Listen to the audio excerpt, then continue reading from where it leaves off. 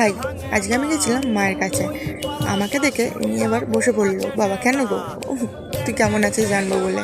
তো যাই হোক, তারপর আমি আবার মায়ের সাথে বেরিয়ে গেছিলাম, গিয়ে বেরোয়নি, থেকেছিলাম দুপুরে একটু রোদ পড়তো, তারপরে মায়ের সাথে বেরিয়ে গেছিলাম। তো এরা দুজন হচ্ছে আমার সখাসখি। এরা মানে দিদাবাড়িতে গেলে এরা আমার সাথে থাকবেই থাকবে। অনেক দিন পর দেখেছিলো, ওরকম করছিল দিদাবাড়িতে গিয়ে। আর যাই হোক, দিদা আমাকে যাই হবে খেতে দেবেই দেবে, না খেয়ে ছাড়বে না। তারপর দাদুকে টাটা বলে আমরা দুজন রেডি হয়ে নিলাম, দুজন না আমার মাও ছিল।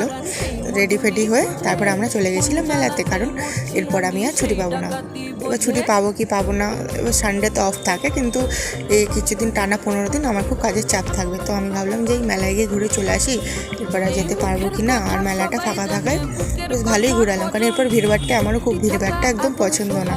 তারপর আমাকে আমার সুন্দরী বললো একটু আমাকে ফুলের সঙ্গে ফটো তুলে দিত। তো ফটো তুলে দিয়েছি বলে আবার হাসছে। তো তারপর ঠাকুরের ভোগ নিয়ে ভোগ খেয়ে তারপর আমি চলে গেছিলাম এই ফুড স্টলটায়। ফুড স্টল বলাটা ভুল, তো যাই হোক এটা আমি কখনো খাইনি। তারপরে বাদাম কিনে তারপর এখানে কিছু ফটো দেখে তারপর এটা আমার ফেভারিট জিনিস, আমি যেখানেই যাবো এটা খাবোই। তো তারপর আমার সুন্দরীকে টাটা বলে গুড নাইট বলে বাড়ি চলে